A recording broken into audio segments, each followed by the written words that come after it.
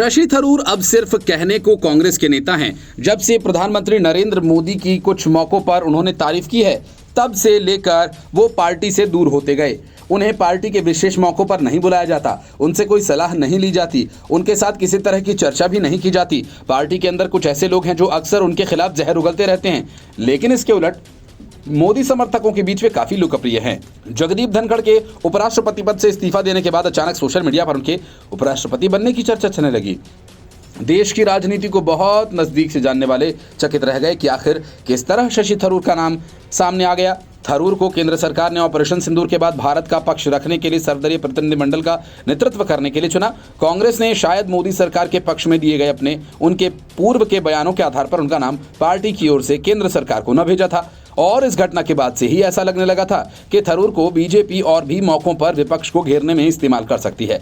धनखड़ के इस्तीफे के बाद मोदी सरकार में पहुंच रखने वाले एक वरिष्ठ पत्रकार ने ट्वीट करके लिखा कि 2 केंद्रीय मंत्रियों और शशि थरूर में से कोई भी धनखड़ का स्थान ले सकता है। इसके बाद हजारों लोगों ने शशि थरूर के साथ पक्ष में लिखना शुरू कर दिया। ऑपरेशन सिंदूर के बाद उन्होंने जिस तरह से कांग्रेस की आलोचना करते हुए इसे लेख लिखे, और उससे तो यही लगता है कि अब उनके दिन कांग्रेस में पूरे हो चुके हैं।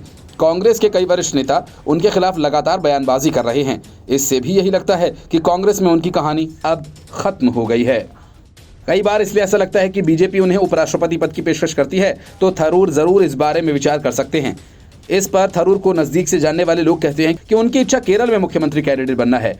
इस पर दिक्कतें ये है कि कांग्रेस में रहते हुए अब ये तो संभव नहीं। दूसरी तरफ बीजेपी उन्हें केरल में सीएम कैंडिडेट बनाए भी तो भी उन्हें कोई फायदा नहीं होने वाला। इसलिए थरूर के लिए तार्किक तो यही रहेगा कि वो अपना नाम अगर उपराष्ट्रपति पद के लिए प्रस्तावित करें तो वो उस पर अपनी हामी भर दें। पर सवाल ये उठता है कि क्या बीजेपी एक बार फिर से किसी बाहरी को संवैधानिक पद देना चाहेगी?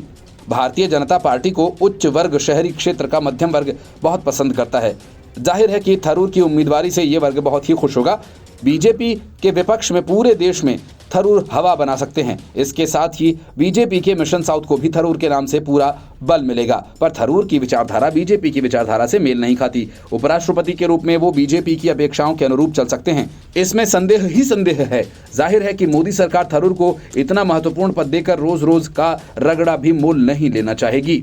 उपराष्ट्रपति के रूप में थरूर को राज्यसभा के सभापति के रूप में निष्पक्षता दिखानी होगी। मोदी सरकार कई मसलों पर चाहेगी कि वे खुलकर बीजेपी का सपोर्ट करें। जाहिर है कांग्रेस पृष्ठभूमि के चलते थरूर असमंजस में रहेंगे, जबकि देश की कोई भी सरकार राज्यसभा के सभापति के रूप में किसी ऐसे शख्स को ही नियुक्त करना चाहेगी जो आंख मूंद कर समर्थन करे। Bureau report, news of India.